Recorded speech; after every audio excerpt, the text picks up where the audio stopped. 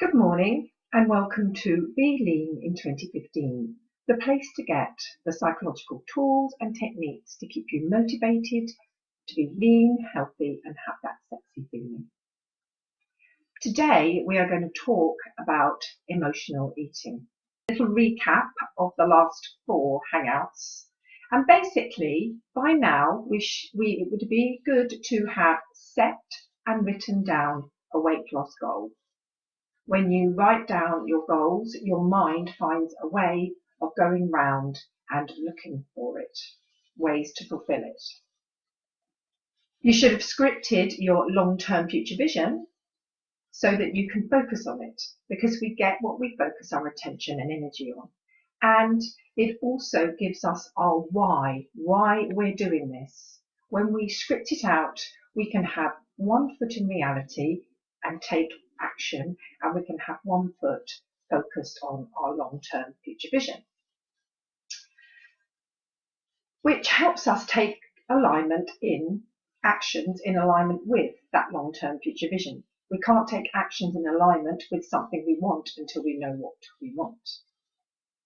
And also we can, when we know our long-term future vision, our weight loss goal, we can ask ourselves with every action we take, does this move me towards or away from my goal? And then we can ask, if it isn't going to, what do I want instead? So my weight loss goal is to weigh 10 stone by the end of June, and there's a lovely donut sitting in front of me. So eating that donut, is it going to move me towards or away from that goal? It's going to move me away from. So what do I want instead? Well, I want to weigh 10 stone. So I'll go and get a drink of water. And we need to get into the feeling place now of how we're going to feel when we weigh what we want to weigh. We need to do the visualization that I talked about in hangout number 1, where we get into that feeling place and we ask ourselves what we're going to hear going on around us. What are we going to hear people saying to us? How are we going to feel in that dress that's size 12 or 14 or whatever size your goal is? How are we going to look? What's our food going to taste like? What's our food going to look like? And today we're going to look at emotional eating. And we're going to look at what's going on energetically. Because we're eating for the wrong reason. And we are eating because we're ignoring feelings that we actually do need to explore. Maybe feelings of guilt, maybe we're stressed out, maybe we're really angry with someone or something that's happened in our life, or we're feeling resentful. And we need to get to that place of self-love and self-acceptance. Because then we're going to feed ourselves like we like ourselves. We're going to eat that food, that lovely salad that's going to be good for our body, rather than that donut that is just going to move us away from our goal. And with emotional eating, I wanted to talk a little bit about yo-yoing in our weight loss journey. We have a desire to feel safe, emotionally, spiritually, energetically, physically and sexually, and it will always win. That desire to feel safe will win over anything, because we go to the primitive part of our brain that is always trying to protect us.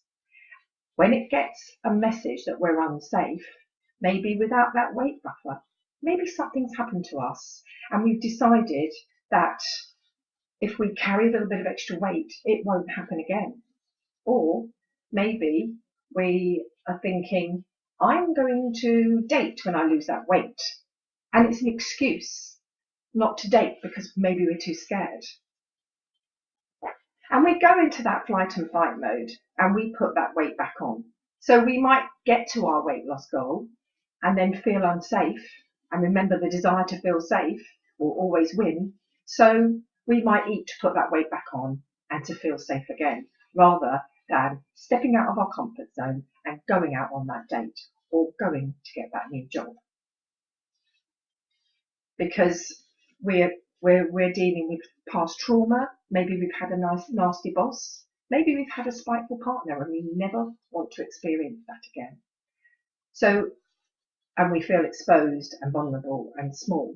So yo-yoing can be part of that desire to feel safe.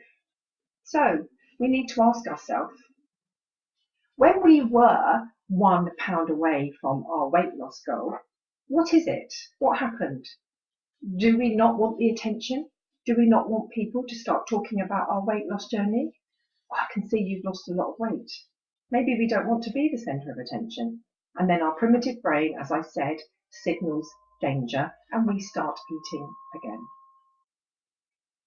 And what we really need to do is get to the real reason that weight feels better. We need to deal with the why we're eating what we're eating, as well as what we're eating. What's the reason? And there are 2 whys. I talked earlier in this series about having the why that's going to motivate us. We want to get into a size 10, 12, or we want to be that weight by the 6th of June when our son is getting married, or daughter, or friend. But also, why are we eating what we're eating? What are we trying to stuff down inside of us that we would rather not look at? And this applies to eating, smoking, drinking, dysfunctional relationships, anything that numbs out our feelings that we're focusing on as a distraction to take our mind off the painful emotions that we really need to start to look at. Maybe grief. Maybe we've lost somebody and we need to just cut our weight loss journey for a minute, deal with the grief, and then when we get our mindset back on track, start again with our weight loss journey. Maybe we're bored, lonely, afraid. Maybe we're in a plateau. Maybe our family treated everything with food. Oh, you're upset. I'll make you a cake. Oh, let's celebrate. Let's have a lovely carb meal. Or maybe we're concerned about who we're going to upset. Who's going to be upset with me if I achieve my weight loss goal? Are people going to be jealous of me? Are people going to judge me? So what's our why? Why? What's our reason that we're eating? And this can apply, as I said, to smoking, drinking, dysfunctional relationships. So we need to get to know the why. And there are a couple of questions that we can ask ourselves. And one of them is, what would be the downside of reaching our weight loss goal? Because there must be a downside, otherwise you do it. And then we can apply EFT. I've been talking a lot about tapping in this series, but the tapping signals the brain and calms us down. And we need to get out of that primitive part of our brain and into the part of our brain that is more reasonable, and we can sit down and we can ask ourselves these far-reaching questions and really get to the reason that we are eating the foods that we know are going to move us away from our weight loss journey. Because just to recap slightly, EFT tapping is effective to address the feelings. We need to be really clear. We need to choose a clear target, and we can start off with something quite vague to help us and calm us down, and then we need to tweak our language to get to the target. And that's why we need to ask ourselves really good questions. And as we're tapping on the wording and we're focusing on our feelings, it brings up that file of that time that maybe someone yelled at you and you ate that cookie. It brings that file from that part of your brain, and you're actually tapping and you are actually in that flight and fight mode while you're tapping on the meridian, the energy points around your body. And research is showing that it calms down that part of our brain. So we're going to move on to some tapping in a moment, but just a quick recap. The tapping points, side of the hand, I'll take you through them anyway. Eyebrow, side of the eye, under the nose, under the chin. The collarbone, it's best to have your hand flat and tap the whole of the collarbone, under your arm, and then we finish off at the top of the head. So we identify the target, move through the points, do a negative round, and we're acknowledging our feelings to release them. And as I said last week, a good tip to really get into the language is to pretend you're complaining to your best friend. As I said in the earlier slide, it's tapping in that flight and fight mode and focusing on the wording that gets to the point where we get into that. We can't start calming down our mind. So, if you just like to take a deep breath in and close your eyes, and we're going to identify the target. And we're talking today about emotional eating. But if you want to tap around something else, you can tweak the wording so it feels like your situation. So today we're talking about, and we've talked about the fact that we need to feel safe, and that releasing the weight can get us into feeling unsafe for whatever reason, some past trauma, something that's happened, and we really don't want to go there again. So if you just close your eyes and take a breath and just tune into your body, and if you're on this call and you want to do it around something else, you could do it around smoking, drinking, or dysfunctional relationships, or whatever. As I've said, just tweak your language. But if you just tune into your body, or maybe something that's happened to you today or yesterday that you'd like to tap around. So if you just tune into your body and just ponder what emotions or negative feelings that you might be trying to avoid. And today we're going to focus on, for this hangout, the I feel unsafe. So if you're feeling unsafe about anything, just picture yourself at the goal that you want to achieve and just ponder that I feel unsafe and what negative emotions might come up. And then give it a number between 0 and 10 and write it down if you want, or remember it. This works best if it's a 5 or over.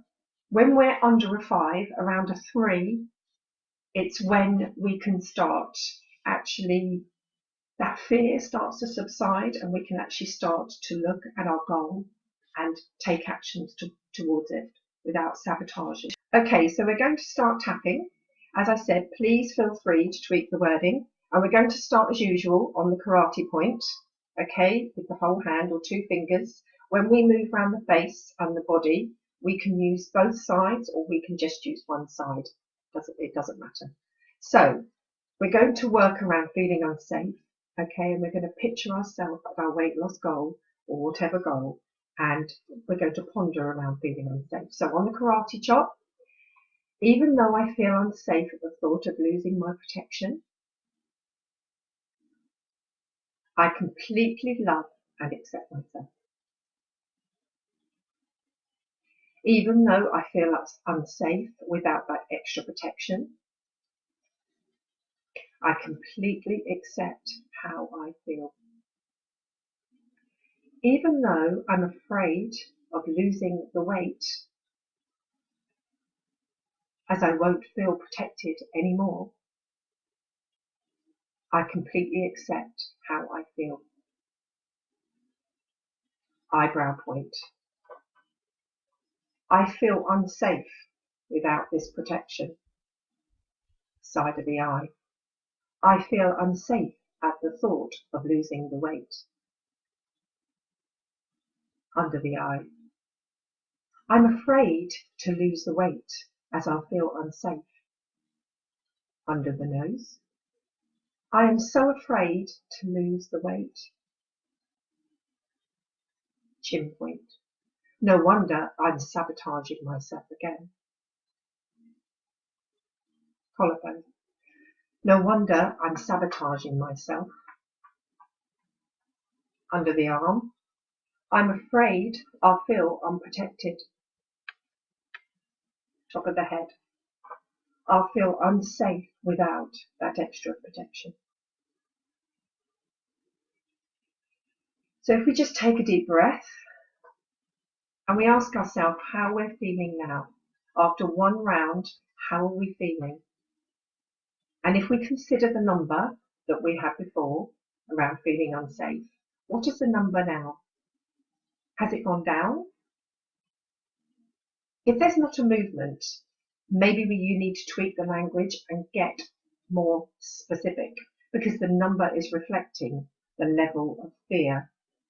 Another round and show you how you can get more specific. Okay, so we're going to get more specific about getting too much attention when we lose the weight. Now, if that's something that resonates with you, what number is that for you? On the scale of 0 to 10, with 10 being the highest and 0 being the lowest, and the thought of getting a lot of attention when you lose the weight, what would the number be to you on a scale of 0 to 10? Because it might get higher, because we're now getting more specific around the fear. If you remember, I said earlier, it really needs to be around a 3 for us to take forward moving action without sabotaging ourselves on our weight loss journey. So we're now going to start again. We're going to do another round, and this time it's going to be around getting too much attention when we lose the weight. So karate chop point. Even though I'm afraid I'll get too much attention, I completely love and accept myself. Even though I'm afraid to lose the weight, as I'll get too much attention, I completely love myself and accept how I feel. Even though I'm afraid to lose the weight, because I'll get too much attention, and I don't want to stand out, I completely accept how I feel. Eyebrow point. I'm afraid to lose the weight. Side of the eye. I don't want the attention again. I remember last time. I'm so afraid to lose the weight. Chin point. I don't want to get too much attention. Collarbone. I want to avoid that. Under the arm. No wonder I'm so afraid to lose the weight. I'm afraid to get too much attention, and I don't know what to do about it, as I'm afraid to get all that attention. So if we just take a deep breath and focus back into our body and ask ourselves, what number are we now around feeling unsafe? And if we resonated with, I'll get too much attention, what number are we there? And remember, the one where it's too much attention could be higher, because we are delving deeper into the reason or why that we really need to get to, and we need to get it under a 3 so that we can take forward moving action towards our weight loss goal without sabotaging ourselves. And we keep doing the negative round, and if you want the script later, I can send it to you. We keep doing the negative round until we calm down the brain and we get to the point, and we can tweak it and we can use our own wording, because it could be something else that we're afraid to lose the weight. I'm afraid to date. I'm afraid I'm going to have to look for that new job. I'm afraid that I'm going to fail at what I've put off until I've lost the weight. So we'll just do one more round now without the karate chop, starting on the eyebrow point around attention.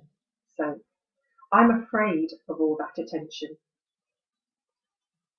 Side of the eye. I don't want to get too much attention. Under the eye. I know it's going to happen. Under the nose. No wonder I'm sabotaging myself. Collarbone. I'm afraid I'll get too much attention if I lose the weight. Under the arm. I feel unsafe with all that attention.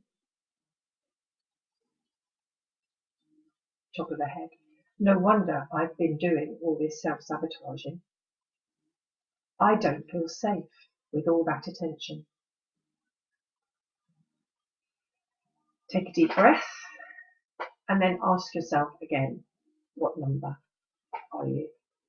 And when it's under, well, preferably around a 3 or a 2, you can then continue on your weight loss journey, and you'll find that because you've addressed the why, because you've addressed the fear, you will be able to move forward and the self-sabotaging will begin to stop. So between each round and at the end of the tapping, you can then check in with yourself.